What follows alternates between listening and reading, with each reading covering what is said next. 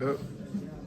So given quadrilateral PQRS, they're telling you you're doing a single transformation, right?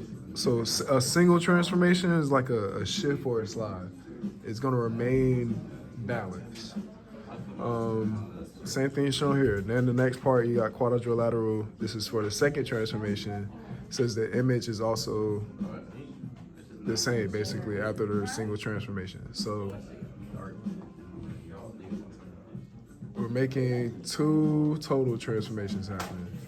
So if I go through them each all, right? The first one shows transformation PQRS. So this is prime.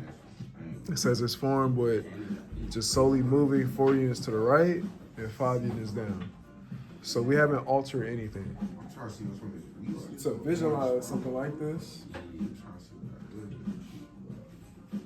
You can think about it like,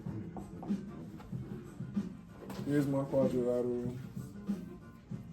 Everything's gonna be the same. So let's say this is 5, 5, and all I did was just move it. So I moved it right 5, down 4, down 5. This is still 5, 5, right? So nothing's changed. So that's what you're looking for. So A fits that. However, let's look at B. B over here, on the other hand, is saying you're reducing it. As it said, a scale factor of 2/5.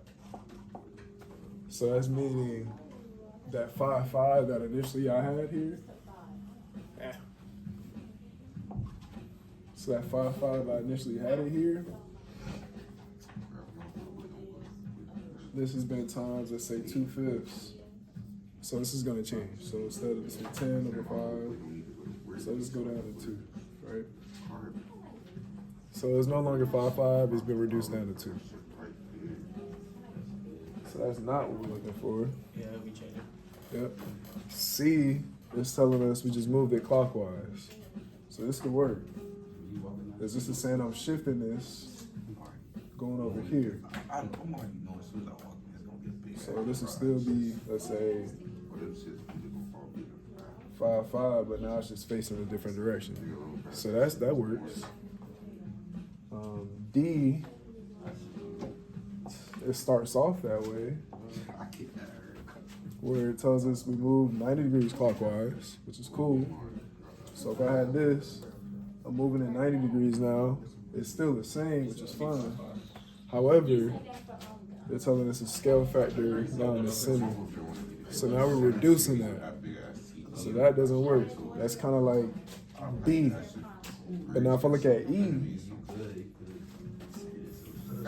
check this out. 3/4. Watch this though. Let's say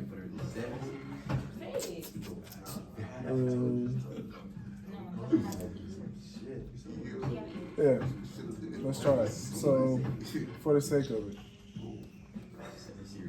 5 times 3/4, that's 15/4. Let's see, what does that reduce us to? This gives us a 3.75.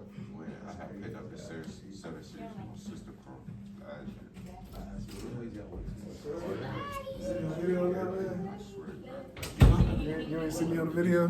No. Oh,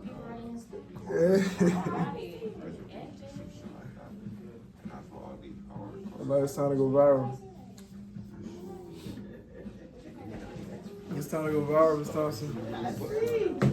What you posted? you been doing big things.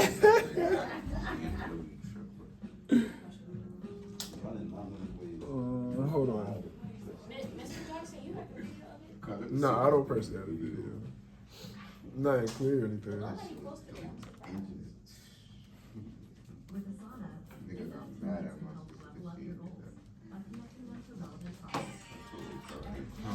All right, yeah, let me focus back on you. So 3/4, this one comes out to 0.75. But then they kind of do the opposite in the inverse. And we got 4 over 3. So if you do 4 divided by 3, you get this 1.3 repeated. If I now multiply that by 0.75, I end up with 1. So if you do 4 divided by 3, you get that 1.333 constantly repeated. If I multiply this now by 3 over 4, which is 0.75, that's your inverse, this now becomes 1. So even though it made one change here, let's say it's like double what it was. So like you took 1 step back to go 2 steps forward. In that kind of example. So it doubled back in the size, so it got back to its original form. Yeah. Yep, so A. Correct, yeah. ACE.